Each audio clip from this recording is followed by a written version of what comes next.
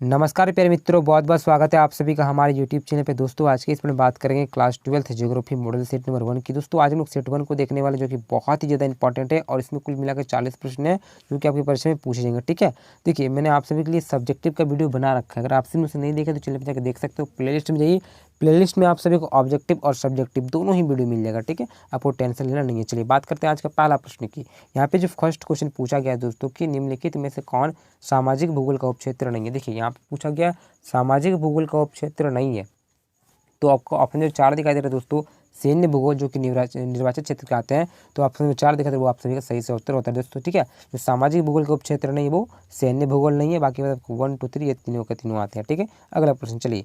दूसरा नंबर प्रश्न पूछा गया है कि इनमें से कौन राजनीतिक भूगोल का उपक्षेत्र है। देखिए अब राजनीतिक भूगोल का उपक्षेत्र पूछा गया है, तो आप सभी का निर्वाचन भूगोल होगा, यानी कि जो ऑप्शन 1 दिखाई देता है वो आपका सही से उत्तर होगा। ठीक है दोस्तों, चलिए अगला प्रश्न। तीसरा प्रश्न यहाँ पे पूछा गया है कि इनमें से कौन आर्थिक भूगोल का उपक्षेत्र नहीं है। देखिए अब यहाँ पे आर्थिक भूगोल का उपक्षेत्र नहीं पूछा गया है, तो ऑप्शन इसका मैं बात करूँ सही उत्तर की, तो 3 का जो ऑप्शन 4 दिखाई दे रहा है ऐतिहासिक भूगोल, वो आपका सही से उत्तर हो जाएगा। ठीक है, बाकी बात आपका संसाधन भूगोल हो गया, उद्योग भूगोल हो गया, कृषि भूगोल हो गया, ये सारे आर्थिक के अंतर्गत आएंगे, लेकिन जो ऐतिहासिक भूगोल है वो इसके अंतर्गत नहीं आते, यानी कि जो ऑप्शन 4 दिखाई दे रहा है वो आपका सही से उत्तर होता है। ठीक है, अगला प्रश्न चौथा नंबर। यहाँ पे क्वेश्चन आपसे पूछा गया दोस्तों कि विश्व के 10 सर्वाधिक आबादी देश में से विश्व के लगभग कितने प्रतिशत जनसंख्या निवास करती है। तो यहाँ पे आपका 60% निवास करती है दोस्तों, 60%, यानी कि जो ऑप्शन 3 दिखाई दे रहा है 60%, वो आपका सही से उत्तर होता है। ठीक है, अगला प्रश्न पाँचवा नंबर। यहाँ पे प्रश्न पूछा गया दोस्तों कि किसी भी देश का वास्तविक धन क्या होता है। देखिए किसी भी देश का जो वास्तविक धन होता है तो वहाँ के निवासी होते हैं, वहाँ के लोग होते हैं, वही सबसे वास्तविक धन होता है, यानी कि जो ऑप्शन 1 दिखाई दे रहा है देश के निवासी, वो आपका सही से उत्तर हो जाएगा। ठीक है, चलिए अगला प्रश्न छठा नंबर पूछा गया दोस्तों कि एशिया में बहुत अधिक स्थानों पर कम लोग और कम स्थानों पर बहुत अधिक लोग रहते हैं। ये कथन किनका है, जो कि बहुत इंपॉर्टेंट दोस्तों। ये जो है दोस्तों कथन है जॉर्ज बी क्रेशी जी का है। तो ऑप्शन जो 3 दिखाई दे रहा है आप सभी को, जॉर्ज बी क्रेशी, ये आपका सही से उत्तर होता है, इनका ये कहना है। ठीक है, तो आपको याद रखना है। चलिए अगला प्रश्न सातवां नंबर प्रश्न यहाँ पे पूछा गया दोस्तों कि इनमें से कौन विश्व का सबसे सघन बसा हुआ क्षेत्र है। ठीक है, तो वो आपका नदी घाटी क्षेत्र है दोस्तों, बहुत इंपॉर्टेंट है और इजी हम सभी को पता होना चाहिए। तो 7 का जो ऑप्शन 1 दिखाई दे रहा वो आपका सही से उत्तर होता है। ठीक है, चलिए आठवां प्रश्न। और यहाँ पे क्वेश्चन पूछा गया दोस्तों कि इनमें से कौन जीवन का सर्वाधिक महत्वपूर्ण कारक है। तो देखिए ऐसे तो सभी हैं, लेकिन इंपॉर्टेंट पूछा गया बहुत ही ज़्यादा, तो आप सभी के लिए जलवायु बहुत इंपॉर्टेंट है, यानी कि जो ऑप्शन यहाँ पे 3 दिखाई दे रहा है वो आपका सही से उत्तर होता है। ठीक है, तो ऑप्शन 3 जलवायु सही से उत्तर होगा। ठीक है, अगला प्रश्न चलिए। नौवां प्रश्न क्या पूछा गया है कि किस प्रकार की मिट्टी वाले प्रदेश में अधिक लोग निवास करते हैं। तो दोमट मिट्टी वाले क्षेत्रों में, यानी कि जो आपका 3 दिखाई दे यहाँ पे देखिए, वो आपका सही से उत्तर होता है। ठीक है, 9 का ऑप्शन 3।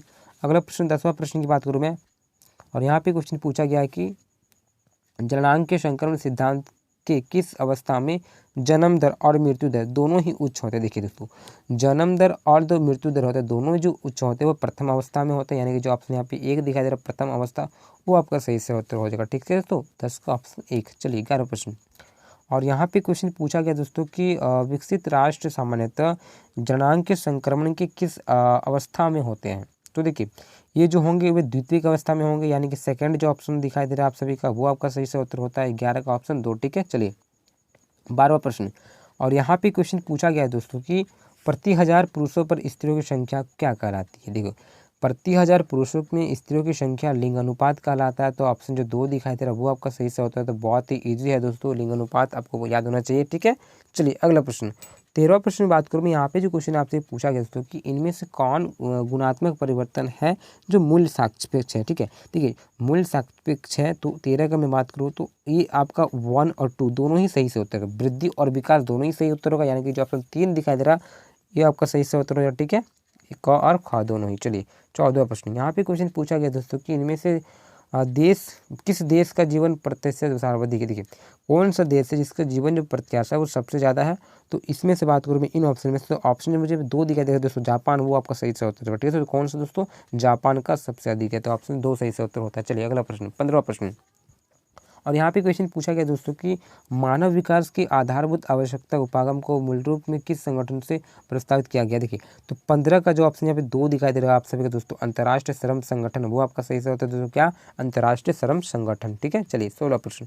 और यहाँ पे क्वेश्चन पूछा गया कि इनमें से किस देश का मानव विकास सूचकांक सर्वाधिक है, यानी कि देखिए भारत से ऊंचा पूछा गया है, ठीक है। सर्वाधिक मतलब यहाँ भारत से ऊंचा, तो भारत से ऊंचा इसमें से कौन सा दोस्तों, वो जो आपका श्रीलंका हो जाएगा दोस्तों, किसका, श्रीलंका का, यानी कि ऑप्शन जो ए के दिखाई दे रहा है, देखिए भारत से श्रीलंका ऊंचा, ठीक है, ऑप्शन एक सही से होता है। चलिए अगला प्रश्न, तो बात करेंगे 17वां प्रश्न की। यहाँ पे जो क्वेश्चन पूछा गया दोस्तों कि किस क्षेत्र में कार्यकलाप करने वाले लोग लाल कॉलर श्रमिक कहलाते हैं। देखिए ये जो आप सभी का हो जाएगा 17 का जो ऑप्शन यहाँ पे 2 दिखाई दे रहा है दोस्तों, द्वितीय क्षेत्र, वो आपका सही से उत्तर होता है, ठीक है, यानी कि 17 का ऑप्शन 2 जो द्वितीय श्रेणी ये आते हैं, ठीक है, ऑप्शन 2। चलिए अगला प्रश्न, और यहाँ पे सेकंड क्वेश्चन यहाँ पे पूछा गया 18वां क्वेश्चन की मानव के कौन सी आर्थिक क्रियाएं, ठीक है, प्राचीनत्मक यानी कि पुरानी कौन सी क्रियाएं हैं। तो पुरानी अगर मैं बात करूं दोस्तों कि भोजन संग्रहण करना और आखेट करना, यानी कि जो पहले जो प्राचीन लोग क्या करते थे, भोजन जो करते थे दोस्तों इकट्ठा क्या करते थे, वो संग्रह क्या करते थे, वो लोग खुद नहीं करते थे, ठीक है, जो भी प्राप्त होता था प्रकृति द्वारा, जंगलों द्वारा, वहीं से लोग इकट्ठा करके अपना जीवन यापन क्या करते थे, ठीक है। बात करते हैं अगला प्रश्न की, ठीक है, तो 18 का ऑप्शन 2 सही से उत्तर होगा। अगला प्रश्न 19वां प्रश्न पूछा गया है कि जर्मनी में आधुनिक भूगोल के किस विचारधारा का विकास हुआ। जर्मनी में पूछा गया दोस्तों, तो देखिए जर्मनी में आपका प्राकृतिकवाद हो जाएगा और निश्चयवाद होगा, ठीक है, नीतिवाद होगा, यानी कि ये सभी सही से उत्तर होगा, यानी कि जो ऑप्शन 4 दिखाई दे रहा सभी सही से उत्तर होगा, ठीक है दोस्तों, ऑप्शन 4। चलिए अगला देखेंगे 20वां प्रश्न की, और यहाँ पे देखिए 20वां प्रश्न क्या पूछा गया है कि अर्धकुंडे के लेखक कौन। देखिए तो अर्धकुंडे के जो लेखक है दोस्तों वो आप सभी के कार्ल रिटर होता है, यानी कि जो ऑप्शन 2 दिखाई दे रहा है कार्ल रिटर, वो आपका सही से उत्तर होगा, ठीक है। 21वां प्रश्न, यहाँ पे क्वेश्चन पूछा गया कि संभववाद शब्द का प्रयोग सर्वप्रथम किसके द्वारा किया गया था। देखिए संभववाद शब्द का सर्वप्रथम जो प्रयोग किया गया था वो लुसिन फेब्रे के द्वारा किया गया था, ऑप्शन तो 3 दिखाई दे रहा है आप सभी का लुसिन फेब्रे, वो आपका सही से उत्तर होगा दोस्तों, ठीक है।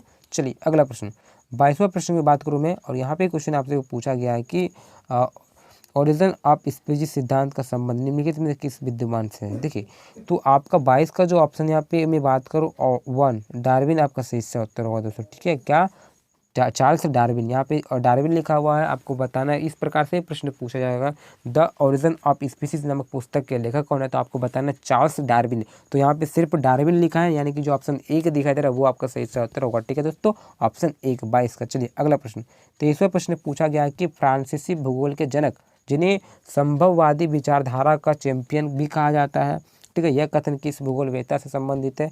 तो ये जो संबंधित दोस्तों विडाल डेला ब्लास से संबंधित है, यानी कि जो ऑप्शन यहाँ पे 4 दिखाई दे रहा है आप सभी का, ठीक है, लिखा हुआ सिर्फ डीला ब्लास, यानी कि इसका पूरा नाम की बात करूँ मैं तो विडाल डेला ब्लास है, यानी कि जो ऑप्शन 4 दिखाई दे रहा है वो आपका सही से उत्तर होगा, ठीक है। चलिए अगला प्रश्न 24वां प्रश्न, यहाँ पे क्वेश्चन आपसे पूछा गया दोस्तों कि पर्यावरण निश्चयवाद विचारधारा की शुरुआत जर्मनी के किस विद्वान द्वारा किया गया। जर्मनी के, तो ये जो किया गया दोस्तों वो हम्बोल्ट के द्वारा किया गया था, यानी कि जो ऑप्शन फर्स्ट दिखाई दे रहा है आप सभी का हम्बोल्ट, वो आपका सही से उत्तर होता है। 25वां प्रश्न देखेंगे, और यहाँ पे क्वेश्चन पूछा गया है कि जियोग्राफिया, ठीक है, नेचुरलिस्ट के लेखक कौन है। तो देखिए दोस्तों इसके जो लेखक है वो बेरेनियस माने जाते हैं, यानी कि जो ऑप्शन यहाँ पे 4 दिखाई दे रहा है आप सभी का वो आपका सही से उत्तर। देखिए इरेटस्थनीज मत मारिएगा, इरेटस्थनीज आपका भूगोल यानी कि जियोग्राफी है उसके जनक माने जाते हैं, यहाँ पे जियोग्राफिया नेचुरलिस्ट के लेखक पूछा गया, यानी कि जो ऑप्शन 4 दिखाई दे रहा है वो आपका सही से उत्तर होगा, ठीक है दोस्तों, 25 का ऑप्शन 4। अगला प्रश्न 26वां प्रश्न, यहाँ पे क्वेश्चन पूछा गया कि आधुनिक भूगोल के संस्थापक किसे माना जाता है या फिर किसे कहा जाता है। तो ये माना जाता है दोस्तों हम्बोल्ट, जो कि ऑप्शन 1 में आप सभी को दिखाई दे रहा है, तो आप सभी मार सकते हैं ऑप्शन 1, ठीक है। चलिए 27वां प्रश्न देखेंगे, यहाँ पे क्वेश्चन पूछा गया कि पर्यावरण निश्चयवाद विचारधारा के समर्थक विद्वान एलन सैंपल इस देश की। देखिए जो कुमारी एलन सैंपल है दोस्तों वो अमेरिका के रहने वाली है, तो आपको पता होना चाहिए, तो ऑप्शन जो 3 दिखाई दे रहा है वो आपका सही से उत्तर होगा, ठीक है, संयुक्त राज्य अमेरिका। चलिए अगला प्रश्न, और 28वां प्रश्न पूछा गया है कि जियोग्राफिका पुस्तक, ठीक है, जिसे भूगोल के वेद भी कहा जाता है, इसके लेखक भी जनक भी माने जाते हैं, तो किसे माने जाते हैं दोस्तों, तो इरेटस्थनीज को माना जाता है, चाहे आपका भूगोल के जनक पूछा जाए, ठीक है, या तो फिर जियोग्राफी पुस्तक के लेखक पूछा जाए, कुछ भी पूछा जाए, भूगोल का वेद भी क्यों ना पूछा जाए, तो आपका इरेटस्थनीज जो का ऑप्शन 1 सही से उत्तर होता है, ठीक है। चलिए अगला प्रश्न, और 29वां प्रश्न पूछा गया कि विश्व की कुल जनसंख्या कितना प्रतिशत भाग भारत में निवास करती है। तो पूरे वर्ल्ड का 17.5% जो जनसंख्या वो सिर्फ और सिर्फ भारत में निवास करती है, ठीक है, पूरे विश्व का 17.5%, ठीक है, तो ऑप्शन 3 सही से उत्तर होगा। चलिए अगला प्रश्न, तो बात करेंगे तीसरा प्रश्न की। यहाँ पे जो प्रश्न पूछा गया है कि सबसे कम जनसंख्या निम्नलिखित में से किस महाद्वीप में स्थित है। दोस्तों सबसे कम जो जनसंख्या है वो दक्षिणी अमेरिका में, यानी कि जो ऑप्शन ए का दिखाई दे रहा है आप सभी का वो सही से उत्तर होगा दक्षिण अमेरिका। अगला बात करेंगे 31वां प्रश्न की। तो यहाँ पे जो क्वेश्चन आपसे पूछा गया दोस्तों कि अफ्रीका महाद्वीप में सबसे अधिक जनसंख्या वाला देश कौन सा है। दोस्तों अफ्रीका महाद्वीप में सबसे अधिक जनसंख्या वाला जो देश है वो सूडान है, यानी कि जो ऑप्शन ए दिखाई दे रहा वो आपका सही से उत्तर होगा। अगला प्रश्न 32वां, और यहाँ पे जो क्वेश्चन आपसे पूछा जा रहा है दोस्तों कि विषम जलवायु के कारण निम्नलिखित में से सबसे विरल जनसंख्या वाला प्रदेश कौन सा है। दोस्तों विरल जनसंख्या वाला क्षेत्र की बात करूँ मैं तो आप सभी का विश्ववित क्षेत्र होगा, यानी कि ऑप्शन जो 4 दिखाई दे रहा वो आपका सही से उत्तर होगा। ठीक है, विश्ववित क्षेत्र। चलिए अगला प्रश्न, और यहाँ पे 33वां प्रश्न पूछा गया कि जननांगीय संक्रमण की किस अवस्था में जनसंख्या विस्फोट होता है।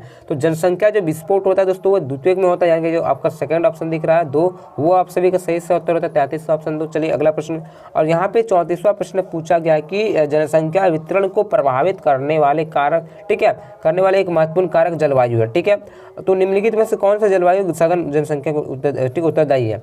तो इसका मैं उत्तर की बात करूँ तो आप सभी का ऑप्शन जो 2 दिखाई दे रहा है आप सभी का शीतोष्ण, वो सही से उत्तर तो क्या शीतोष्ण। ठीक है, चलिए अगला प्रश्न 35वां प्रश्न यहाँ पे पूछा गया दोस्तों कि जननांगीय संक्रमण की प्रथम अवस्था की प्रमुख विशेषता पहचान कीजिए। देखिए बहुत इंपॉर्टेंट क्वेश्चन, बहुत वेरी मोस्ट इंपॉर्टेंट। यहाँ पे प्रथम अवस्था बोला गया, यानी कि जो ऑप्शन 4 दिखाई दे रहा है देख सकते हैं दोस्तों कि इसमें क्या होता है कि जो जन्म दर होता है और मृत्यु दर होता है दोनों ही उच्च होते हैं, यानी कि जो ऑप्शन 4 है आपका सही से उत्तर हो जाएगा दोस्तों। ठीक है, प्रथम अवस्था यानी कि इसमें जन्म दर और मृत्यु दोनों ही उच्च होगा, तो ऑप्शन 4 सही से उत्तर हो जाता है। ठीक है, चलिए अगला प्रश्न। और इसी प्रकार से अगर वीडियो अच्छा लगता है तो लाइक करें, अपने मित्रों शेयर करें। अगर आप सभी ने अभी तक चैनल को सब्सक्राइब नहीं, चैनल को सब्सक्राइब करें। ठीक है, आपको इसी प्रकार से वीडियो प्राप्त होती रहती है। चलिए 36वां प्रश्न, और यहाँ पे जो क्वेश्चन आपसे पूछा गया दोस्तों कि जननांगीय संक्रमण का सिद्धांत पहली बार किसके द्वारा मतलब दिया गया। तो ये जो दिया गया है दोस्तों आप सभी को पता होना चाहिए थॉमसन के द्वारा, यानी कि जो ऑप्शन 4 दिखाई दे रहा है वो आपका सही से उत्तर होता है। ठीक है, 36 का ऑप्शन 4। चलिए 37वां प्रश्न, और यहाँ पे क्वेश्चन आपसे पूछा गया दोस्तों कि कुल क्षेत्रफल तथा कुल जनसंख्या के आधार पर क्या निर्धारित किया जाता है। दोस्तों कुल जनसंख्या और कुल क्षेत्रफल से हम लोग घनत्व निकालते हैं, जनसंख्या घनत्व जिसको हम लोग बोलते हैं। तो ऑप्शन 4 दिखाई दे रहा है आप सभी का घनत्व, वो सही से उत्तर हो जाता है। अगला बात करेंगे 38वां प्रश्न की। यहाँ पे जो क्वेश्चन आपसे पूछा जा रहा है कि आयु लिंग पिरामिड से जनसंख्या की किस विशेषता को प्रदर्शित करता है। तो ये जो करता है दोस्तों वो आप सभी का क्या होगा, एक तो आयु संरचना और दूसरा लिंग संगठन, यानी कि 1 और 2 दोनों ही सही होगा, यानी कि ऑप्शन 4 दिखाई दे रहा है आप सभी का क और क, यानी कि दोनों ही सही से उत्तर हो जाता है। ठीक है, चलिए अगला प्रश्न, और यहाँ पे 39वां प्रश्न पूछा गया दोस्तों कि जनसंख्या पिरामिड में बायां भाग की चौड़ाई दायां भाग से अधिक होना क्या प्रदर्शित करती है। तो ये दोस्तों आप सभी को पता होना चाहिए पुरुष जनसंख्या की अधिकता को वो दर्शाती है। ऑप्शन जो 2 दिखाई दे रहा है आप सभी का पुरुष जनसंख्या की अधिकता, वो आप सभी का सही से होता है 239 का ऑप्शन नंबर 2। ठीक है, चलिए अगला प्रश्न, और आज का अंतिमवां प्रश्न 40वां प्रश्न बात करूँ मैं। यहाँ पे जो क्वेश्चन आपसे पूछा गया दोस्तों कि जन्म दर और मृत्यु दर दोनों का समान होना क्या प्रदर्शित करता है। तो दोस्तों ये जो करता है वो स्थिर जनसंख्या करता है, यानी कि ऑप्शन 2 दिखाई दे रहा है आप सभी का स्थिर जनसंख्या, वो सही से उत्तर हो जाता है। ठीक है दोस्तों, इसी प्रकार से आपका मॉडल सेट और वर्क कंप्लीट हो जाता है। ठीक है, तो किसी प्रकार कोई समस्या हो तो प्यार से कमेंट कर सकते हैं, और चैनल के प्लेलिस्ट में जाइए, वहाँ पे आपको सब्जेक्टिव ऑब्जेक्टिव दोनों ही वीडियो प्राप्त हो जाएंगे। वहाँ पे देखिए आपको बहुत प्रकार के वीडियो मिल जाएगा। ठीक है, तो इसी प्रकार से दोस्तों मिलता है। जय हिंद, जय भारत।